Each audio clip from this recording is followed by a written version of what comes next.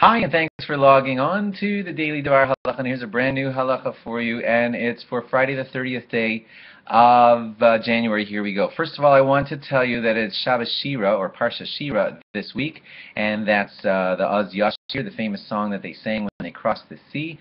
And some special things happen on Shabbos Shira that I should tell you about.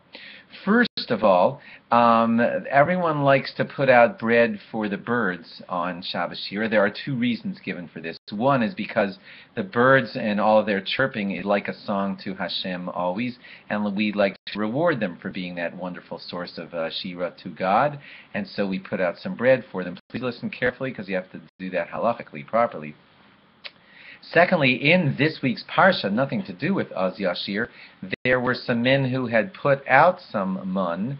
When Moshe told them that mun wasn't going to fall on Friday night, some men went and put it out there to try to defy Moshe, and the birds scooped it up so that it wouldn't be there in the morning, and we kind of reward the birds for that wonderful activity of saving Moshe's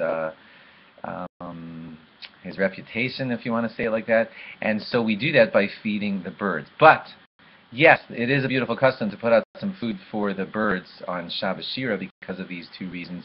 But put out the bread that you're feeding them before Shabbos. That's the key thing, before Shabbos, because on Shabbos we're not supposed to be feeding any animals that are not dependent on us for food. Maybe your pet needs you to feed him, but other animals we don't feed on the holy day of Shabbos. Another halacha for you, nothing to do with that, and that is, well, it has to do with the holiness of Shabbos. When you lean over to your friend in the middle of Shabbos and say, hey, that's a nice suit. Where'd you get that suit? Is that a kosher question to ask a fellow Jew on Shabbos? The answer is kind of, it's okay to ask him that, as long as you're not asking it because you want to plan to go buy one, because you're not supposed to be making plans to do stuff like that on Shabbos. But if it's just a casual conversation and he tells you, I got it here, I love it, blah, blah, blah, that's kind of okay. Stay tuned with me and I'll tell you what I mean by kind of okay.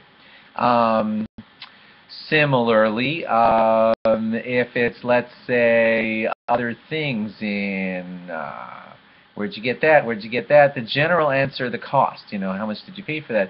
Well, certainly money's not something you're supposed to be discussing, but he says, oh, it was way under $100.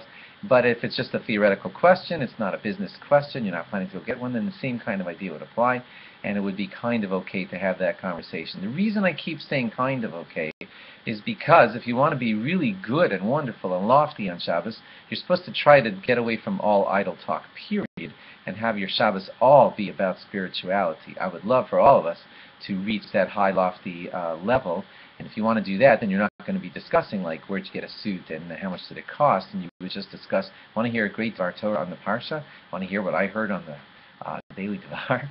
Those are the kinds of things. Torah is, and only holiness is what we're supposed to do on the great day of Shabbos, and so you want to watch out for that if you can do it. And lastly, if you are answering that question about where you got the suit and all that, be very careful that it doesn't lead into a Lashon Hara discussion, period, and especially on the holy day of Shabbos, because if you start to say, yeah, I don't really like that place, it's too crowded, or the salesmen there are pushy, boom, that's Lashon Hara, and you're not supposed to be inside of that kind of discussion either. Have a great Shabbos, and log on again after Shabbos for more. Bye-bye.